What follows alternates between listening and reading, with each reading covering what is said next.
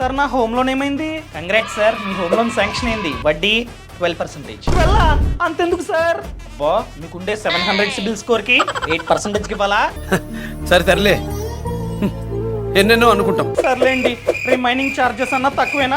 అవి కూడా ఎక్కువేసారా? చూపించండి. మిగతా చార్జెస్ ఇవన్నీ మీరు అడగకూడదు, మేము చెప్పకూడదు. సార్ ఆర్బీఐ రూల్ ప్రకారం మేము కనుక అడిగితే మీరు ఖచ్చితంగా కీ ఫ్యాక్ట్ స్టేట్మెంట్ ని మా చేతిలో పెట్టాల్సిందే. అక్టోబర్ 1 నుండి మేము అడిగినా అడగకపోయినా కీ ఫ్యాక్ట్ స్టేట్మెంట్ ని మా చేతిలో పెట్టాల్సిందే. ఈ కీ ఫ్యాక్ట్ స్టేట్మెంట్ లో లోన్ యొక్క పూర్తి సమాచారం ఉంటుంది. For example processing fee, insurance charges, foreclosure charges, valuation fee, penal charges and hidden charges with terms and conditions. ఇవన్నీ క్లియర్ గా ఉంటాయి. ఒకసారి ఇవ్వండి. సరే సార్, ఇదిగోండి తీసుకోండి. ఏంటి ప్రాసెసింగ్ ఫీ 4%?